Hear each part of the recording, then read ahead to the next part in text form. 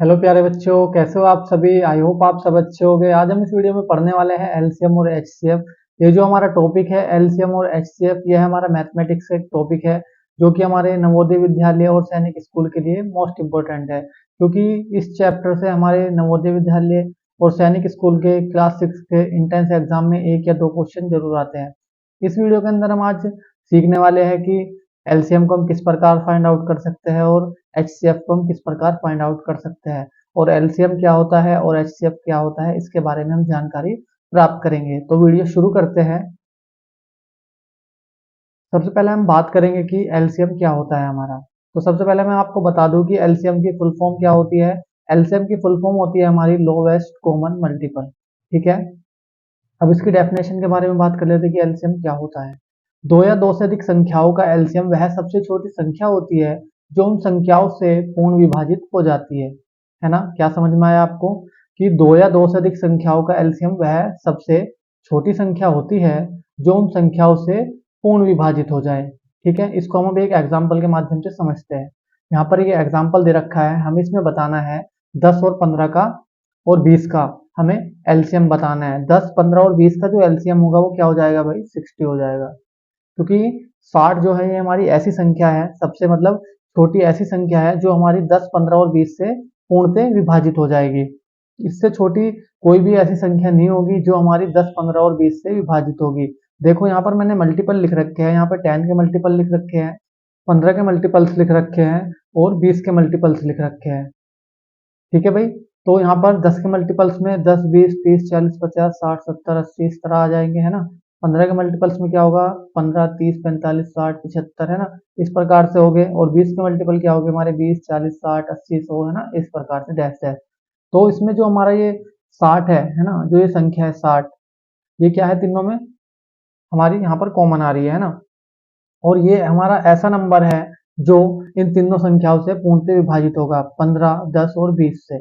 इससे छोटी कोई भी ऐसी संख्या नहीं है इनमें, है ना। इनके मल्टीपल्स में 10 के, 15 के और 20 के मल्टीपल्स में ऐसी कोई संख्या नहीं है जो हमारी तीनों संख्याओं से डिवाइड हो जाए, है ना। तो इसी कारण से हमारा जो वो एलसीएम होगा 10, 15 और 20 का, वो क्या हो जाएगा भाई, 60 हो जाएगा। आया समझ में आपको कि एलसीएम क्या होता है एक्चुअल में।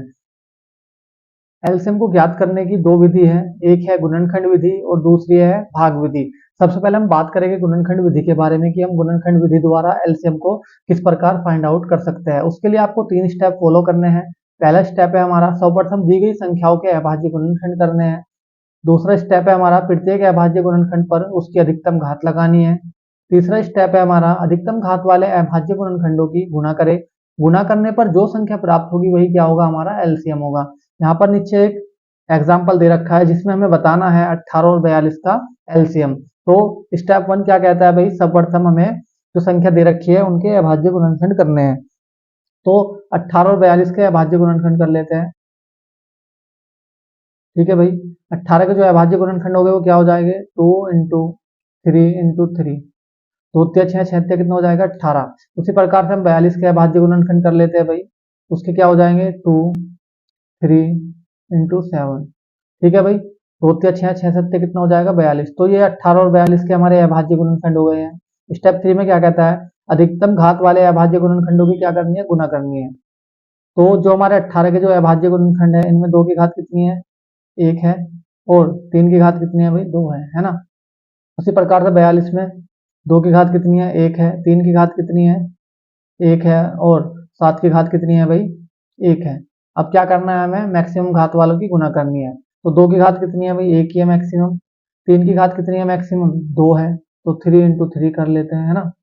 और सात की मैक्सिमम घात कितनी है भाई, सात की मैक्सिमम घात है एक, तो यहाँ पर सात लिख लेते हैं। अब इनकी मल्टीप्लाई करते हैं, दो त्या छह, छह त्या 18, 18 सत्ते कितना हो जाएगा भाई, 126। ठीक है, तो जो हमारा 18 और 42 का जो एलसीएम आएगा वो कितना हो जाएगा, 126 हो जाएगा। इस प्रकार से आप गुणनखंड विधि द्वारा एलसीएम को ज्ञात कर सकते हैं। अब भाग विधि द्वारा हम एलसीएम को ज्ञात करना सीखते हैं। उसके लिए आपको क्या करना है, जिन संख्याओं का एलसीएम ज्ञात करना है उन संख्याओं को तब तक भाग करना है जब तक वह संख्या अभाज्य नहीं हो जाती। यहाँ पर ही, यहाँ पर जो एग्जाम्पल दे रखा है वो पिछले वाला ही एग्जाम्पल दे रखा है जिसको हमने गुणनखंड विधि द्वारा ज्ञात किया था एलसीएम, है ना। अब इसको हम भाग विधि द्वारा ज्ञात करके देखते हैं कि सेम आंसर आता है या नहीं आता है। ठीक है, तो हमें क्या करना है, सर्वप्रथम इन संख्याओं को इस प्रकार से लिखना है। इधर आपको क्या लिखना है, जो संख्या है हमारी 18 और 42, ठीक है, जिनका हमें एलसीएम ज्ञात करना है। अब इन संख्याओं को हम किस संख्या से डिवाइड कर सकते हैं जो पूरा कट जाए, ये 6 से करके देखते हैं ना। 6 कितना हो जाएगा हमारा 18 और 6 कितना हो जाएगा 42। ठीक है भाई, अब यहाँ नीचे क्या आ गई हमारी, ये अभाज्य संख्या आ गई।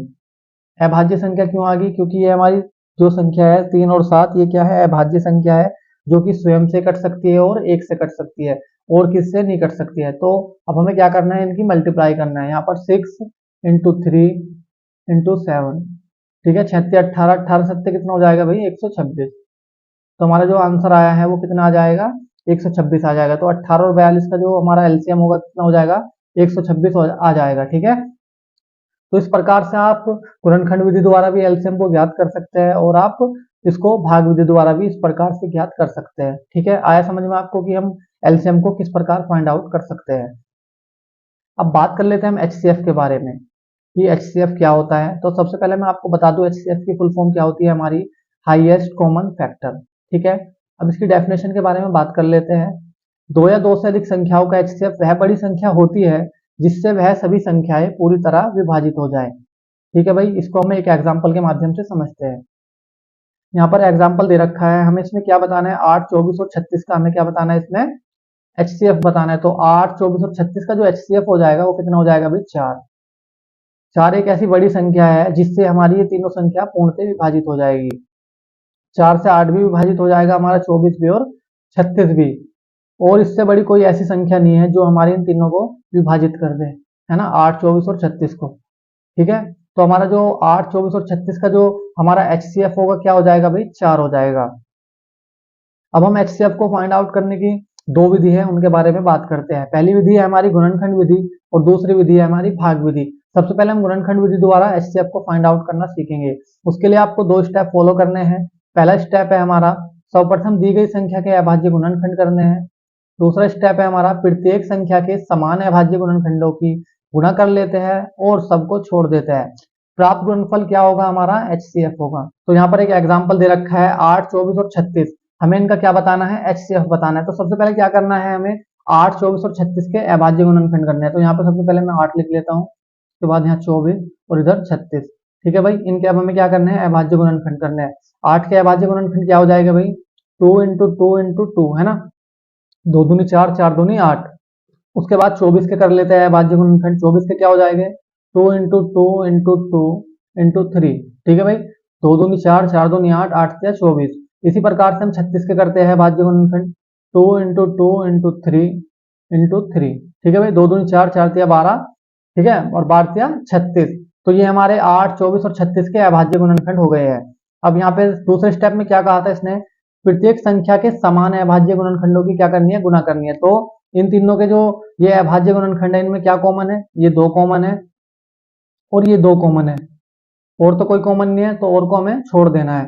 तो हमें किनकी मल्टीप्लाई करनी है, 2 इंटू 2 है भाई, 2 इंटू 2 इक्वल टू क्या हो जाएगा हमारा 4। तो हमारा 8 24 और 36 का जो एचसीएफ होगा क्या हो जाएगा भाई 4 हो जाएगा। आप इस प्रकार से गुणनखंड विधि द्वारा एचसीएफ को फाइंड आउट कर सकते हो। अब सीखते हैं हम भाग विधि द्वारा एचसीएफ को किस प्रकार ज्ञात कर सकते हैं। तो उसके लिए आपको 3 स्टेप फॉलो करने हैं। पहला स्टेप है हमारा, सर्वप्रथम दी गई संख्याओं में सबसे छोटी संख्या से उससे बड़ी संख्या में भाग करना है। ठीक है, दूसरा स्टेप है हमारा, यदि शेष शून्य आ जाता है तो सभी भाजक से शेष दी गई संख्या में भाग देते हैं। ठीक है भाई, तीसरा स्टेप है हमारा, यदि भाग क्रिया में कोई शेष बच जाता है तो उस शेष को नया भाजक बना लेते हैं और भाग क्रिया करते हैं। यह क्रिया तब तक करते हैं जब तक शून्य प्राप्त नहीं हो जाता।